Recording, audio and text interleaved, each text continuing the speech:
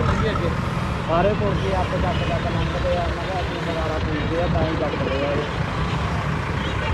ਆਵਾ ਨਹੀਂ ਹੈਗਾ ਕਾਲਾ ਇਹ ਜੀ ਲੈ ਕੇ ਚੱਲ ਆਉਂਦੀ ਹੈ।